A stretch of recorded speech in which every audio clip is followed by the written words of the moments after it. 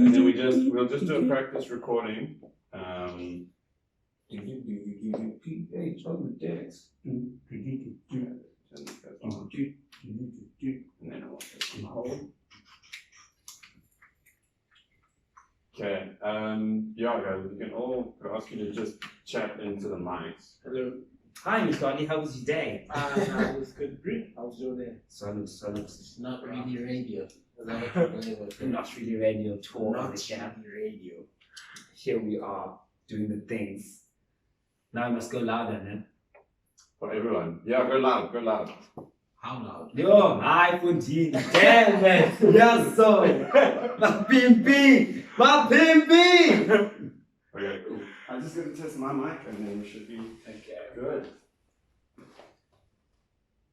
Yes, words are being said and now I'm speaking. Are we gonna do like radio technique where it's like a fist away and then you're like, what up? Welcome to Try, you know. Okay, Don't put too much pressure on the mic. Yeah, I know. Try and keep it like, Keep It's it a around. place where, Here around yeah. I'm actually gonna record. I was recording at 4. I'm gonna keep Miv at 4. Put everything So try and keep Miv, it I know your voice volume It's a little bit too well. You all know. That guy. Clearly I'm that guy. That's hilarious. Okay, there we go. And then Yeah. let me do that. And then cool.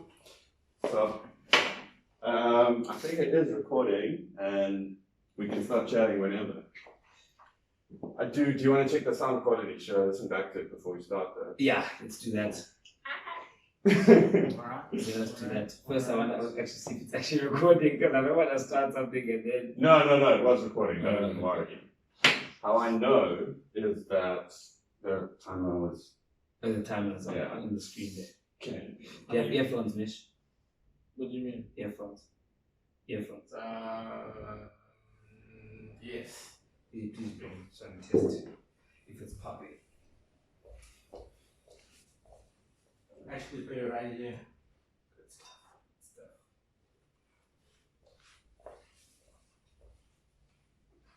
Hey, Kamva, did you go to Joburg at any point? When? Now, recently.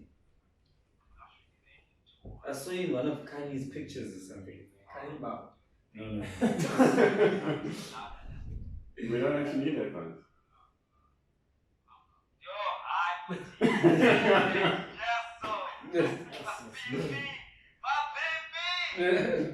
What photo is this? Sick. I'm excited, guys. Okay, I know that's good. Let's go. Let me just get us back. It was a picture. It's from 2019. So probably from long ago. I don't know where to post it. And that's why. This looks like low quality. I got them on my first day of work. Yay! Oh, it's one of those. Yeah, it's I've got black ones. Also got them in part of a package. And is the camera recording, yeah? Some useless ass. I haven't used. I go. Okay, And you know, like when you like music, you can't just listen to very many headphones. If that makes sense, because like Yeah. you know what this is supposed to sound like. Exactly. It's not it. It's not. It's not It sounds deteriorating every single time there's like bass or something. Like it's just like nah, the song wasn't meant to sound like this. I know. Yeah, no, I know. Solid. Alright, so let's get it started. Let's Very do it. nice and chilled. We are on the episode of Not Really Radio Tour with Mihlali Thsikila. We're also chilling with Mihlali and Kamva. So what's up, guys? Yeah, Mihlali Thsikila. He did. You're gonna say who you are and what you did, but Mihlali Thsikila also Kamva Somdyala. Kamva's a reporter. Mihlali is like a academic honors. You know, you still haven't told me in situation. what capacity I'm here. I just want you here. Consultant. But I can't answer the question myself. You know, it's your personal views, guys. Yeah, we want a wide spectrum of opinions. Yeah, That's what exactly. Not Really Radio is all about. You know, you can actually just allow this conversation to even direct itself. We really just want to have a chat with you guys, you know. But it just we use the topic just to make sure that to make it interesting for you guys, for you guys to come here, so you have a base to start from. Okay. So yes, episode 2 of Not Really Radio Tour. I don't know what episode 2 or 3 if you're counting 3, the second yes. one with Fads. Yes. Right. Official episode 2. Yeah. And then it's the first one actually out the house. So. Yeah, it's the first one on a real tour. Yeah, we actually on a real tour. The other one was tour just because we had Fads on. Yeah. And then now we're actually out the house. On location in Sea Point. So we got 4 mics, you know, shout out Tyrone, big up. Be good right now. And yeah, so basically what we're going to be talking about today is sports transformation, right? And the reason I called Mihlali is because he actually did a thesis on it for his masters and honors. Yeah. Okay. Transformation consultant. Sure. Okay. Putting niggas on. So yeah, he's quite clued up on it. Kamva's here just because he has a big opinion on rugby. This transformation as well. It's my big mouth. He's got hot takes. Hot takes and trades. That's what we want. That's what we want. You're actually getting in trouble on Twitter, bro. Look, I don't think people pay much attention to me, but the views are there. That's all that matters. It's like that crew has its like own lane. So like the rugby guys chatting, it's just like me and 4 people are following. It's just like a back and forth. Yeah. The We're not main actually talking to one another. It's just like I want to put my view out there, and I want to put my view out there. The man wants to put his view. It's just everyone in their own lane, just going about their own views. Yeah. My view is very unpopular in that crew, especially because I had a very strong reservation against Henry. Who's it? Patrick Lambie. Let's not even talk about Pat Lambie. Maybe overrated. That one. We share the same sentiments, actually. We share the same sentiments. He's good. Don't get me wrong. I think that's where people like always get it twisted. Whenever you say someone is overrated, it comes off as you saying this person is trash. Yeah, oh, he's not good. Or he's not trash. Pat Lambie is good. I just think that because he came from Michael House and he was one of like the biggest rugby players they've had in a minute.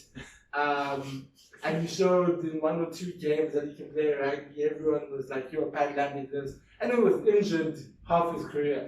Bruh. Like that's what I think about it. That's my problem as well. They jumped the gun. They shot from the hip with Pat Lambie. So when he came, he was supposed to be the savior of rugby. He was actually going to bring running rugby back. Oh my word! And then the shots he did his thing, killed him. And then when he's put on the green and gold, it was a little bit. But I think also my beef with Pat also comes with the fact that he was playing at 10 and people praised him at 10. But I thought that he was a better 15 than the Flower, by far actually. And I thought that at fly half, we were giving him so much credit and he was keeping people out of that number 10 jersey, who probably were better than him at that position. I don't know, but that was my own personal opinion. This is a podcast on I need you to have a thesis on it. It's your doctor's on it. I respect your opinion.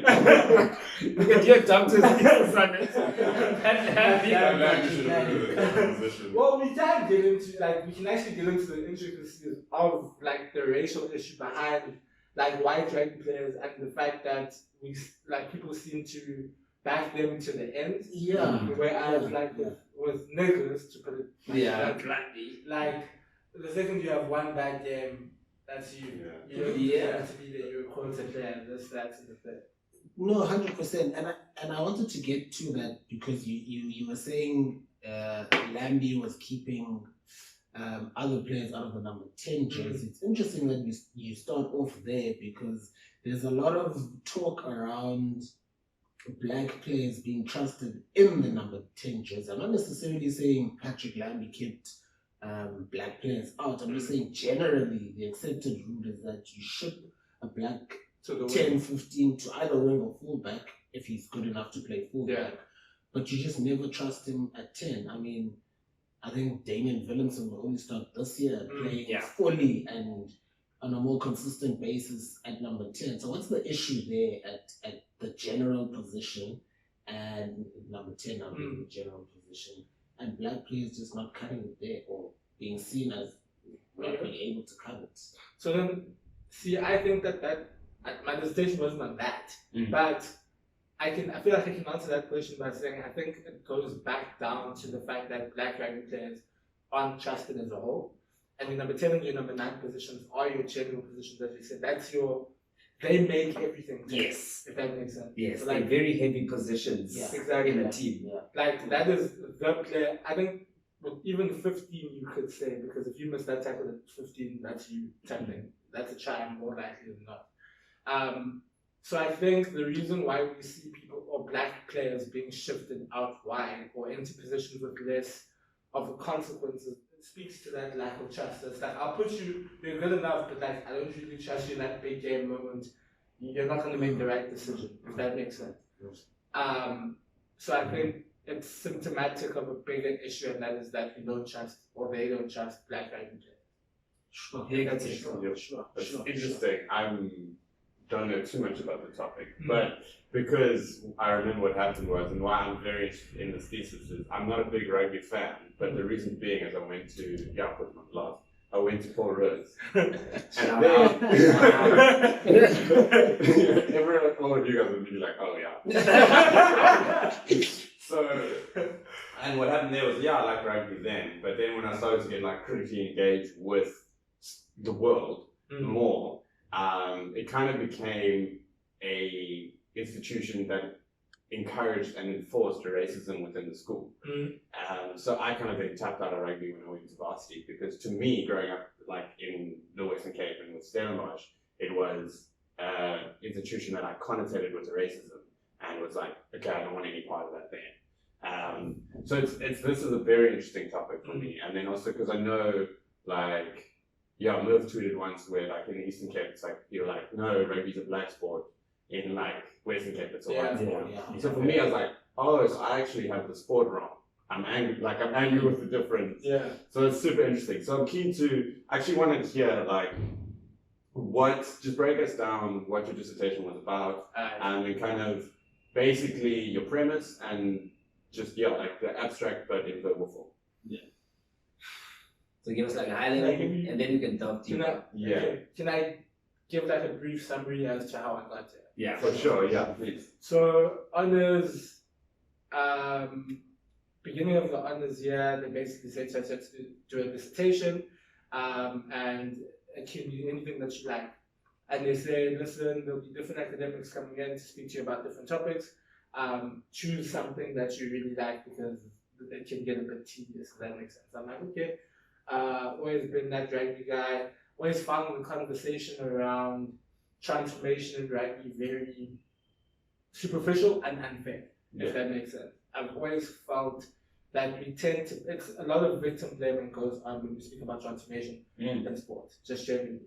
And that you see in, okay, he's not ready yet, starts at the grassroots, but what does the grassroots actually mean, if that makes sense? So for me, I was like, okay, cool, let's actually do this, but I want to define the grassroots as former white schools, so Model C schools, if that makes sense. Because if you think about it, Great Bloom is a Model C school, and that's where the majority of the Springboks post-apartheid and during apartheid have come from, in South Africa. So why is it that these schools aren't producing black rugby players? Why are all of them white, if that makes sense? That's the grassroots in my mind.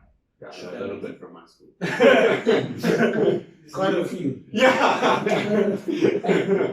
So I was like, so let's look at the discourses that gatekeepers at former Model C schools, particularly all boys ones, speak about transformation just generally. And I think that will tell you a little bit about why we are seeing black rugby players. I can't remember exactly what came up, but a big one was assimilation, which was a theme. So I did it was a discourse analysis, semi-structured interviews with headmasters, coaches, teachers at the schools. just to understand a little bit about like how they saw the school environment, how they understood the concept of transformation, that type of thing. Did it at some prominent schools here in the southern suburbs. Can't share names, obviously. But a lot of the things that came up, like you found that guys, the top decision makers, so like heads of sports and headmasters had like some really fucked up opinions about transformation, to be very honest with you. Problematic, let's not say fucked up. Yeah. Problematic. Same. Or at least in my opinion, but like these are like normal, like if you think about it, when we speak about transformation, let's leave sport out of it, just generally. It's how white people or privileged people speak about transformation as a whole. Because if you go, even if you go misogyny, or like men, women, any of that, or like if we speak about the issue of like sexuality as well, which is very much like a waste of time, it's unfair, that type of thing. So I was like, got you. And then one of the biggest things was these headmasters were saying that they bring in kids to the school and they don't survive within the school. They can't assimilate. And that was the key word. Why? So the actual headmasters were using this word? No, like all of the gatekeepers. A lot of the gatekeepers were using this word, assimilate. Yeah. They can't assimilate to the school environment. And I found that I don't think that it was like a conscious decision, and it wasn't. They weren't. I don't know if the meaning of the word assimilate was like thought out when using the word.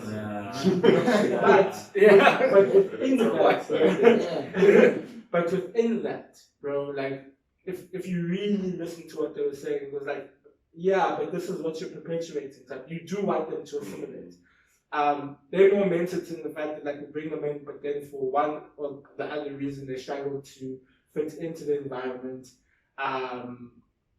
So then a lot of them fall out, if that makes sense. Or they stop playing rugby, or they leave the school as a whole. And to me, it doesn't make any sense. I mean, if you come from Kuala, or let's take it to the Cape Flats, which is one of the most violent places in Cape Town.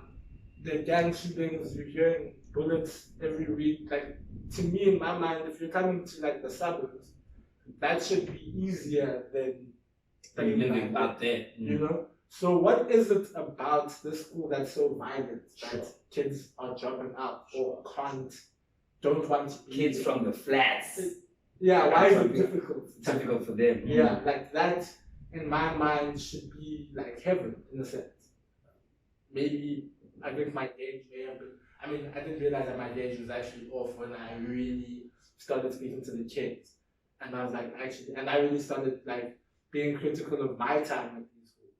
I started to realize that actually there were a lot of things that were quite fucked up that we went through, and that like our white peers and teachers said to us that we didn't. You feel unsettled by it. So microaggressions, basically, you feel unsettled by it, but it's not someone calling you a nigger or a kafir. So it's not. You struggle to say that that's racism, if that makes sense. So you kind of like pass it by and all of that, but you actually realize that they're quite damaging and they say certain things about you, type thing. Anyway, I digress. I'll get there. I want to just while we're talking about the topic of assimilation and with the headmasters and the gatekeepers, as you call them, at these schools, did it ever occur to you while you were busy with the interviews with them and while you were talking with them that they feel a burden on themselves to actually, while the kids are there, did it feel as though, they were themselves were pushing to get the child out if the child didn't, as they say, assimilate to the conditions at the school? Also, what I'm also interested to find out, if you picked up any of this, is when they say assimilate, are they actually encouraging what are they encouraging? Are they encouraging an assimilation into the traditions of the school, or what is it what's this assimilation that we're trying to get to, and these kids are struggling with once they're in the system? Great question. So, let me start with assimilation. As I've said, it almost sounded like they didn't realize what they were saying or what they wanted. They'd be like, yeah, no, we encourage these kids to be themselves in this environment, but at the same time, we want to teach them like good values about being like a young man in the world type shit. So, but then if you think about like when you think deeper into the things that make up this, it's like very white Christian, speak English, like you're forced to go to, what's the thing that they do like at these Catholic schools where you have the church Chapel, chapel and stuff like that. and you must sing these songs that they have which are from colonial times. Like all of these things, and you become like entrenched within this So culture. be yourself. You want So you to be basically- yourself, but also be white. But that, bro, it's not, don't be yourself. It's basically, they're saying be yourself because it's wanting to be PC. But in actual fact, they're telling you, when you're here, you're going to act like us because that's what being human is. Yeah, and that's right. And you can speak English in a particular way. You're rude. Yeah. Like, otherwise you're not very intelligent, or we don't view you as intelligent. That's what they were basically saying. But they were painting it as, we've got particular, be yourself, we've got particular values which we'd like to instill in these boys so that they can be better humans by the time that they leave the school. I don't know if that answers the question. Sure. And then just in terms of the headmasters, that's actually a good sort of like reflection on it. I got the sense that some of them were genuinely concerned and wanted these boys to thrive, whilst with others I did get the sense that actually they said it directly, like you ask them, what do you think of like transformation measures, and they'd be like, no, it's unfair. And then you'd be like, well, what's unfair about it? And it's like, yeah, these boys will go to Craving Charles knowing that Subelo made it over them because he's black rather than the fact that he's better than them type thing. Sure. Like directly said that, which tells me that your attitude towards the boys at the school is also off, if that makes sense. But I didn't, there were like one or two who were directly like that. But the others, I did get the sense that you want to do better, but you just don't know what the hell you're doing. That makes sense. Sure. With the headmasters, did you face any like hostility? Because obviously you are kind of touching them on the studio in a way. Where it's what you I love that. Like literally, you're going into their space and basically challenging them. And something like partly probably their belief system to a certain degree. How was that? Must have been quite interesting. And how did you actually manage that if there was hostility? There wasn't, okay, so some guys, I actually had an instance where a headmaster dodged me. So I went to the school and I was like, nah. Yeah. We can't talk. You want to talk about this? You don't tell me no to my face, not just ignore my email. Got there, I'm speaking to the secretary, and then he comes out and he's like, oh. And I knew his daughter actually, so I asked the daughter to please. And I was like, hey dude, we're actually in the same class. Like, hey, bro, your dad's not trying to talk to me. Please do something about it. Yeah. And then after he still didn't reply, so I went to the school, and then the secretary was like, "No, he's busy." And then he saw me and he was like, "Oh, are you the guy who's emailing me?" And I'm like, "Yes." He's like, "Come through." Speaking, he's like, "Would you like to speak to a black person about this issue?" I was like, "No," and that's where they get it twisted. Yeah. It's like, no, we want you. You're the one in power, and you need to flip and care about this shit. Like, it's not something that you can just say. It's not for black people. It's like an actual issue within your school. So you need to care about this. I was like, no, I don't want to speak to a black person. I want to speak to you. Typing, you're the headmaster at the school. Everything goes through you. So you're the person I want to talk to. So like fear in that sense. And then there were some guys who just didn't respond, who would respond and then just stopped responding because I never got to speak to them. So I think that study was meant to be like 15 people. It was meant to be a teacher, head of sport, headmaster, those three at each of the schools that I went to. So it was meant to be 12, but I only spoke to like 8 people in total. Because some people were just like, not trying to talk, or just didn't respond to emails. But nothing overtly like, but there were moments when I was in the interview and I was like, what you're saying was very ignorant and I want to like come at you, but at the same time, then that's the interview gone. So like I have to be like, okay, stick to the Yeah, you interview have script. to keep your cool. Yeah. Of the principles that like sort of showed that of the ones that weren't dismissive Yeah. and saying no, it's wrong, it's unfair.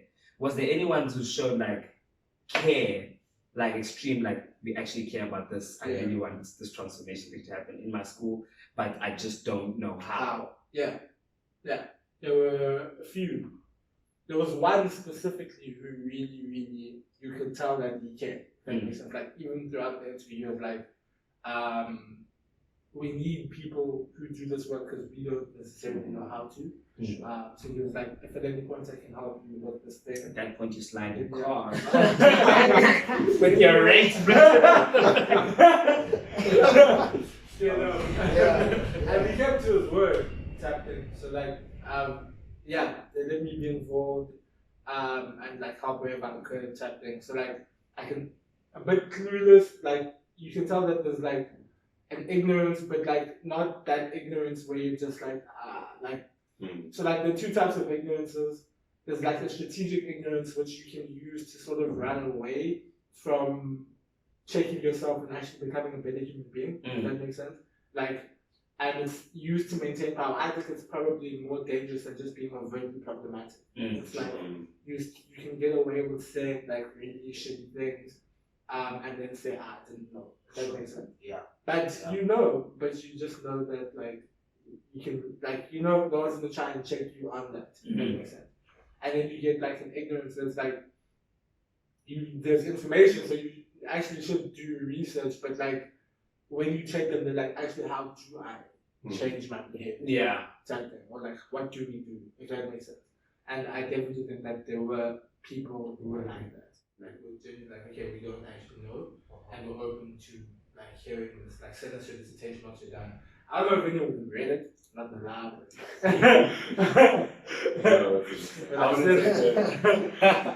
We definitely did.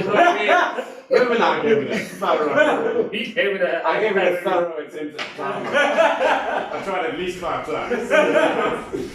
What's the standard? I said this guy. As soon as it was done, I know he ain't read it. I did definitely read it. Wait, once it's back up after this conversation, I want to ask.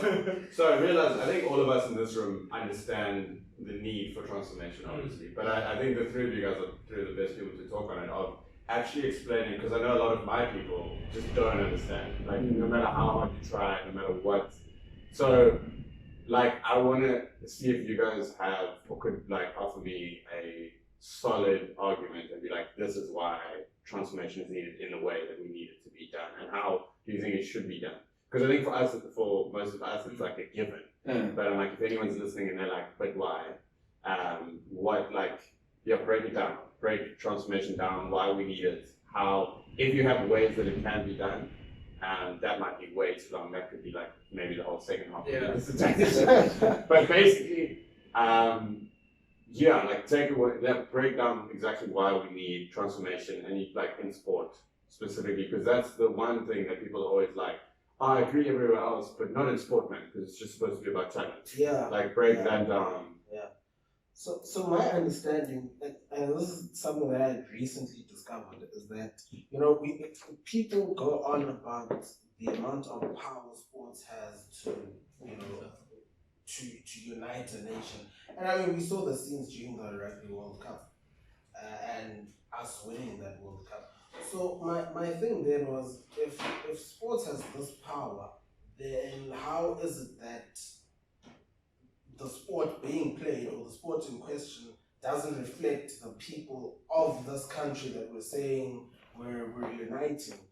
So beyond that, then we talk about it because the need for it stems from our past. That's all it is. Yeah. Our past didn't make it easy for talent to just be the go-to for anyone to be picked. So first, the talent is there, but then are you picking that talent, and how much time are you giving to that talent to actually succeed? So transformation is also about keeping the player and keeping the person in the system that you ultimately want them to be in, because the black guy is seeing more opportunity being given to a white guy, and then we wonder why 3 years down the line no one even speaks about the guy anymore, because also you need to understand that, and this is something that comes up in the thesis, is the assimilation part, in that, so you've taught these guys how not to be themselves, and you've taught them how to live in a system of this Model C school that requires this of them.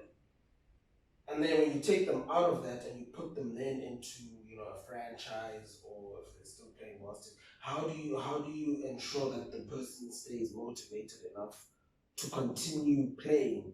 And I think the one thing that should be happening is that you should keep the closest eye on the people that you've plucked from.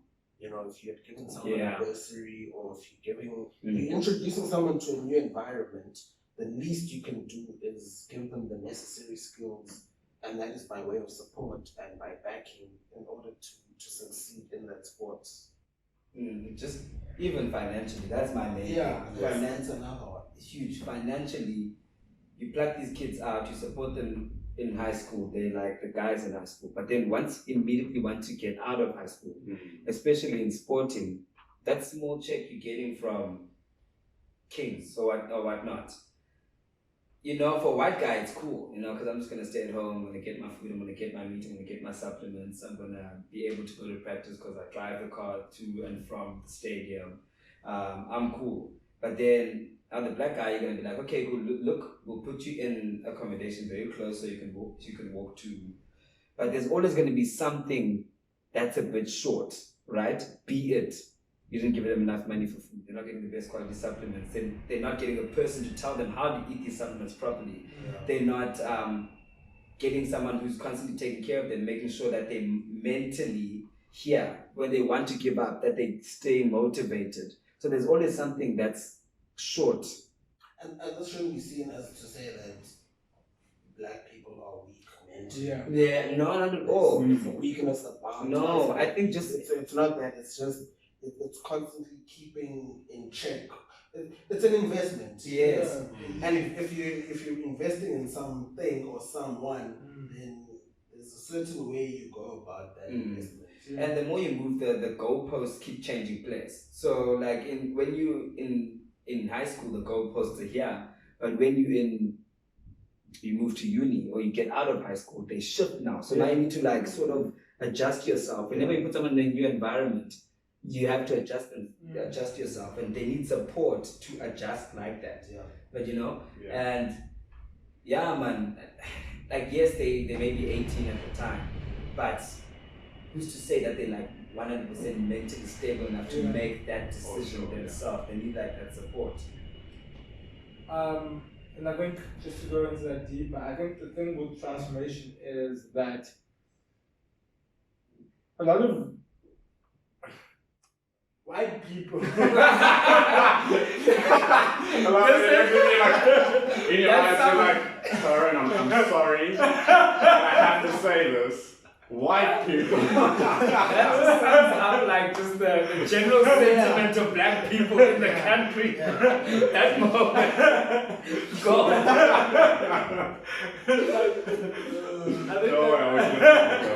The main issue, bro, is that white people view transformation as a black person being picked because they're black. But that's not what transformative measures are. It's like the measure says, like a quota is basically saying, okay, cool, you need to have 70% of like black people. Does that make sense? Within the team. But if that, like, you still select who's best. Like, if I'm not ready to play, then I'm not going to get picked. Does that make sense? It's only if, like, you have a black and a white person and they are equal ability or very close to equal, the black person will be picked over the white person within that case type thing. And I think that it's come from a big culture of white people feeling that they deserve everything, if that makes sense. And that actually comes up in the dissertation where some of these boys have said, like, I was at basketball practice and like the white guys will say, I won't be picked or whatever, and I hear them having a conversation and they're like, actually, like, don't worry, he's just being picked because he's black, but actually, nah, maybe you should. But it's just that whether you think that like it should all fall on your plate and that you deserve a scapegoat. It's exactly good for It's a way to performance. Yes. Exactly. Oh no, I'm not being picked because And that's gonna create like a whole other dynamic for that black guy. Because let's say he was good enough. But then because now my chum is not as good as the black guy, I'm gonna tell him, no, don't worry, he's a quota player. So now the whole team is gonna have that mentality towards us, bruh. And you're not gonna get past to the flipping match. And it goes on forever, dude. Like these boys were saying, like, there's this one kid who I know at one of these schools, and he's heat. Like, he's good. He's one of the best players in the team, probably the best player in the team. And he has been told, like, he's even said, like, dude, you go around thinking, but what if I am just a quota player? Like, what am I? Like, what's going on? And he's just genuinely just a beast, if that makes sense. But now you're telling this kid this, and like this is the mentality that then forges, and then when you go into the professional arena, what's that going to do to your psyche? If that makes sense. Exactly. Many layers to this, to how people, and it starts in schools, how people feed the stereotype that says, oh no, you're a quota player, or oh no, you're being picked because you're black, and I think going forward, coaches need to be aware of that. As coaches develop and as schools start looking for young black talent, they need to guard against. Let me step back a bit. So with traditional old boys schools, there's this thing that if it has a primary school and a high school, you'll get your majority of people coming through from the primary school, right? And then you have like 30% coming from different schools. So there's always this belief from guys who were in the primary school that, especially in sports teams, that it's their birthright to, go from playing under 13A to playing under 14A. New guy comes through, you know nothing about him. A black guy comes through and he takes your spot in inverted commas because you made the decision that it's your spot. Because it's just that old boys schools, the pupils who go there, it's natural for you to inherit that, we're all in this team together. No one can disrupt the dynamic.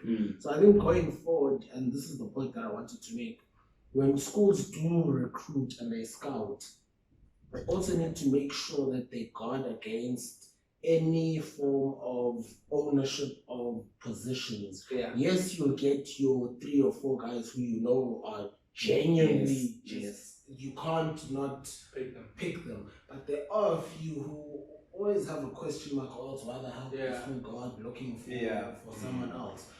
So schools also need to, in training sessions, and you start them young, you start there. First camp of the season, under 14, or even just a whole group of trialists, get them there, you tell them every single person here will have a fair opportunity to prove themselves. And once picked, you sit them down again and you tell them again, you say, every single person here is picked because of X, Y, and Z, and you just you try and get that out of the system. Sure, it'll happen in pockets in schools because high school. We were once high school kids. We know how nasty we can be as high school kids in corners there talking about a certain player and how they made it and how they got into a certain position.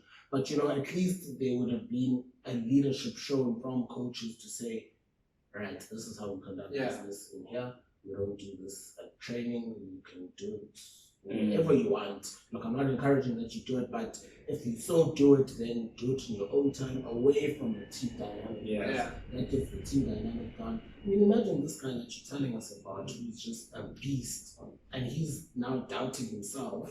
What happens then? His performances start dipping, and then everyone you give credence to people's thoughts that you see now he's a quota player and nothing is cracking under pressure. And that's the thing, and they're very quick to do that. Like it's like let's go back to Pat Lambie. It's like, or even France Day, like I can give you a few white rugby players and at bot level who were back to the ends. Actually, Billy Leroux, 100%, like here in this World Cup.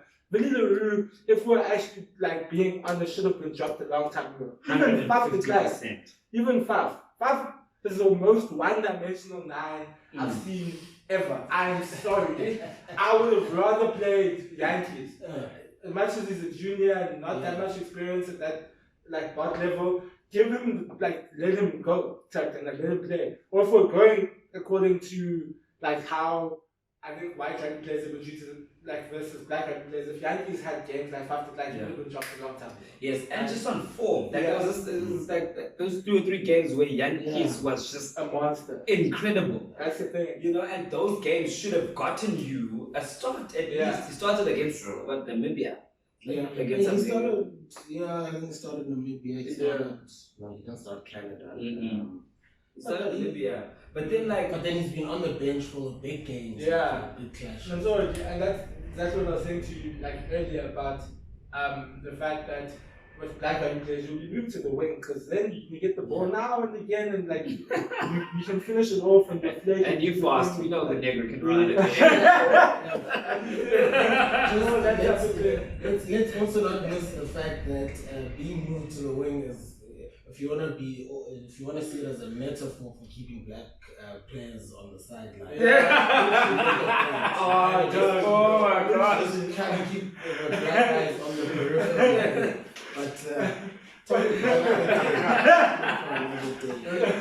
But third eyes.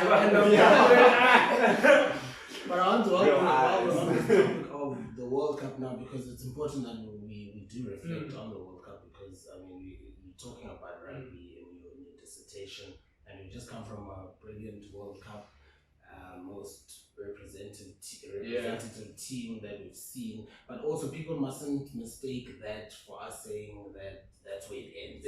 We're just saying of the previous one that we've won, this one represents South Africa the most, more than the others. It's not to say that we've reached the glass ceiling and the minimum has become the maximum. No, but what I wanted to point out is that what I saw in Rassie and what he's done to the black players that he's picked is that he's given every single one of them an opportunity. So let's just pick up from last year.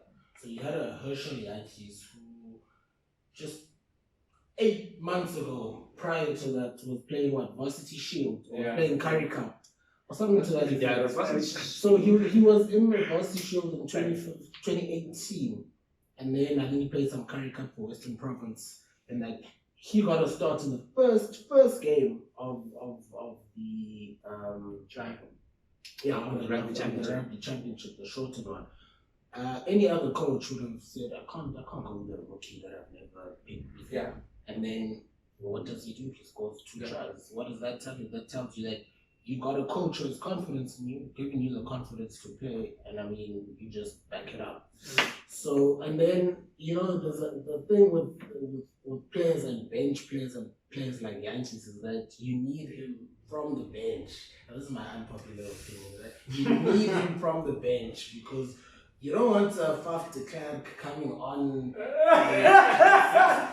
No, you need a Herschel Yankees to just make sure that players are flat-footed. I feel you. So there's just some players that you just need on your bench. Like I was making the argument to say, I can't have a beast on my bench because I can't bring beast on in the second half. What am I doing? What's he going to do? But my point is that what Rassie did with the black players that he had available is that he gave them all an equal opportunity to play, and they played. Any other coach would have dropped Mapimpi long ago because he was a bit shady on defense. His high ball taking wasn't that great, but instead of chucking him out, you hone the skill. That's all you do, which is what needs to be afforded to every player. Just hone the skill.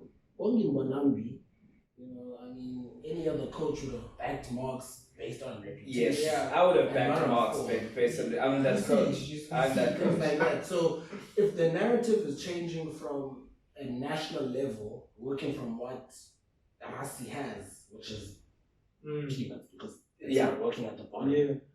then surely the bottom needs to start shaping up. Mm. And I think that's going to happen a lot now when he takes over as director of rugby Yeah. strictly, and he leaves that Coaching job. So I think we need to be hopeful.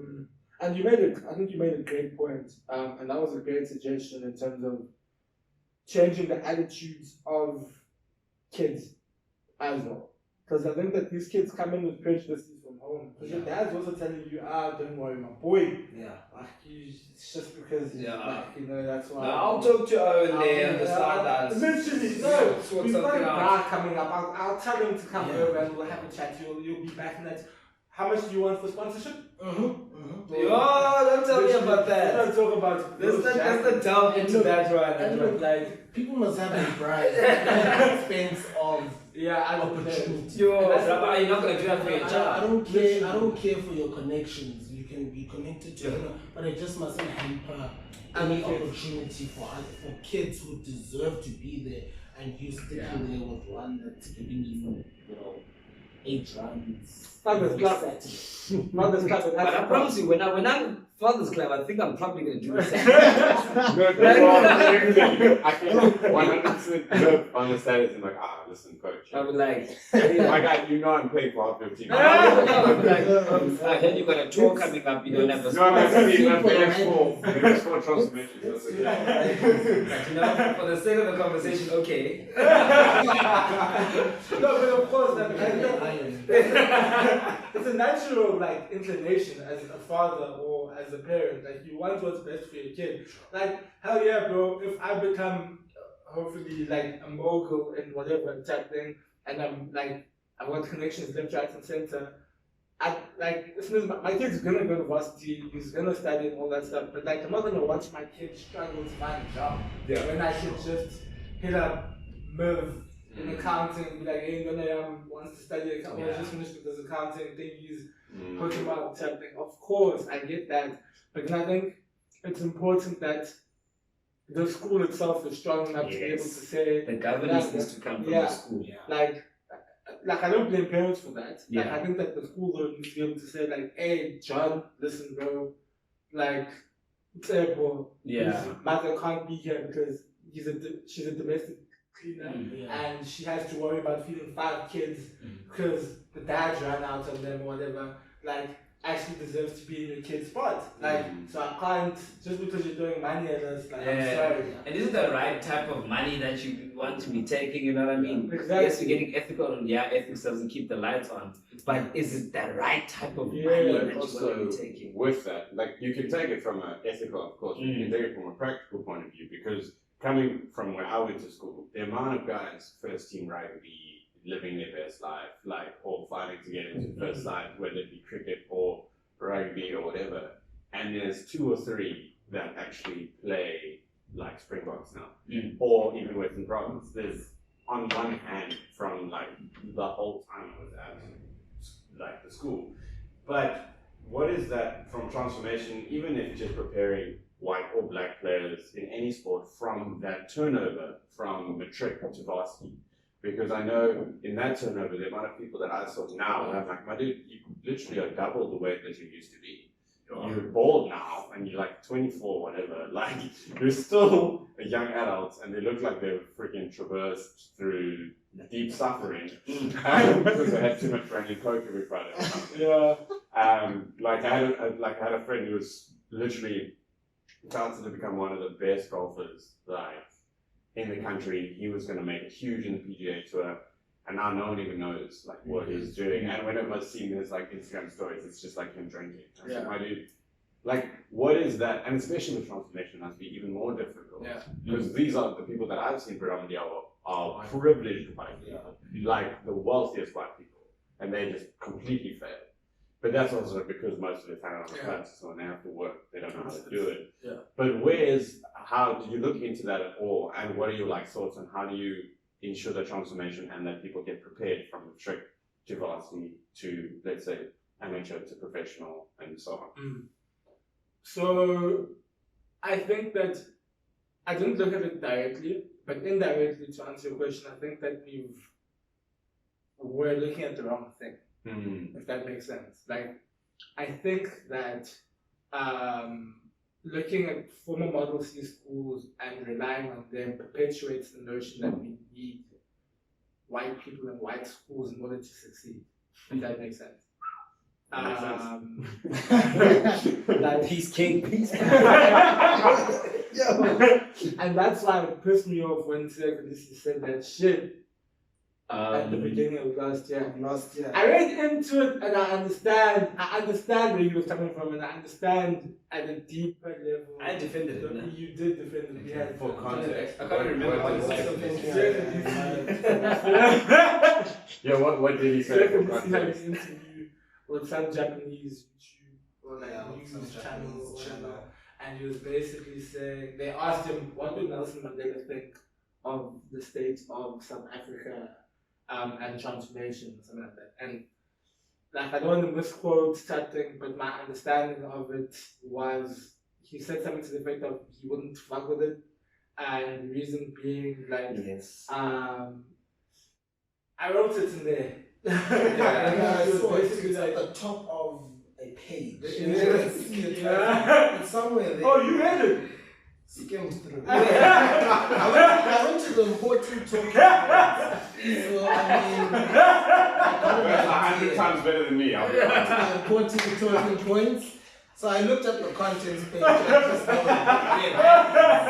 and like the two fellows here. I know what the content page is. I organize the microphones. When did you read to the Page 112. Let me just go to it because I don't want to miss Just go to page No, but I always 112. find this at the interesting top of because this is super interesting because we always have like high-profile black celebrities always get asked about transformation and career, Yes. and 90% of the time they say the wrong thing. And black players being asked about, why aren't they asking the flippin' white players also about the transformation? It's on the top of the page. Top of the page. Okay, should I? Yeah, so I'm like, gonna. Is it okay if I read it out?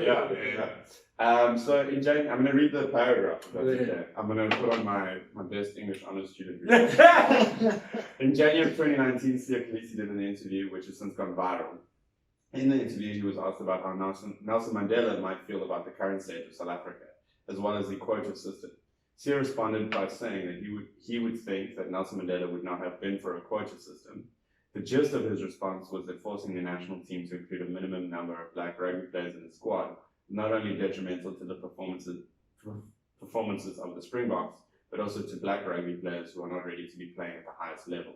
He then made the point that if one wants transformation, they need to begin at those schools in the townships and rural areas, because children who don't attend Model C schools do not get the correct nutrition and development, which then cripples their chances to make it in the sport later in life.